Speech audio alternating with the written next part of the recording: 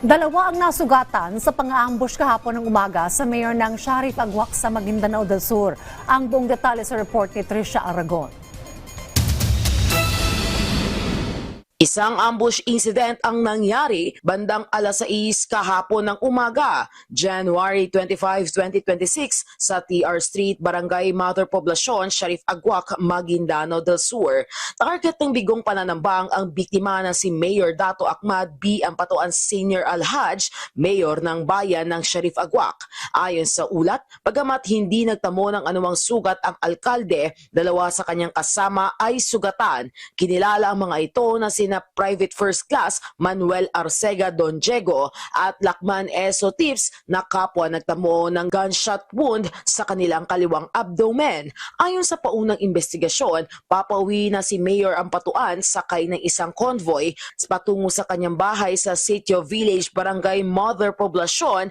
Nang pagdating sa kanto sa Maguindanao Street ay pinaputukan sila ng isang silver minivan na sakay ng isang grupo ng armadong kalalakihan. Pinaniniwala ang gumamit ang mga sospek ng RPG at mga high-powered firearms na tumarget sa sinasakyang Toyota Land Cruiser ng alkalde, kulay itim, at sa backup vehicle nito na kulay itim din at Toyota Hilux. When yung sinasakyan ni Mayor Ampatuan pabalik sa bahay niya, naharangan sa bandang corner papasok ng bahay nila ng isang nakasakay sa van, bumaba sa van at ginamitan nila ng RPG. May convoy din yung sasakyan ni Mayor, nag-return fire. After the short firefight, naka-respond din immediately yung trupa ng 90 IB na malapit lang din doon. Gumanti ng putok ang mga tauhan ng backup vehicle na pinamumunuan ni Private First Class Don Diego na nagresulta sa palitan ng putok na tumagal ng ilang minuto. Matapos ito, tumakas ang mga sospek patungo sa hilagang direksyon. Agad namang rumesponde ang mga pulis at kinordon ang pinangyarihan ng insidente at nagsagawa ng paunang investigasyon. Patuloy na tinutukoy ng Sharif Agwak Municipal Police Station ang posibleng salarin at motibo sa likod ng nasabing pag-atake.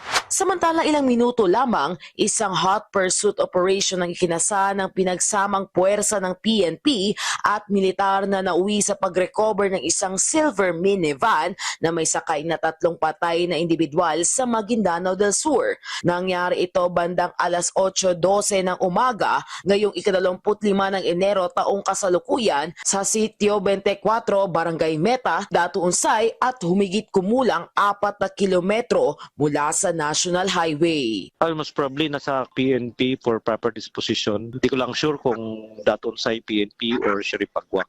May 2 wounded, isang tropa ng 90 IB at isang civilian na escort doon sa pangalawang sasakyan na nag-convoy. Kinilala ang mga nasawi bilang si Budtong Pendaton alias Rap-Rap, Tex Pendaton at isang individual na kilala sa alias na Puwasa. Pinaniniwalaang sila ang mga sospek na tumakas mula sa Sharif Agwak matapos ang pamamaril kay Mayor Dato Ahmad B. Ampatuan Senior Alhaj. In behalf of 6ID and Joint Task Force Central, pinaparating lang ng leadership ng Tampilan Division na everything naman is under control. May mga ganun ng mga incident dyan, ng mga harassment. So it was only this morning na umabot talaga doon sa deliberately planned ng kabilang side to really attack the camp ni Mayor.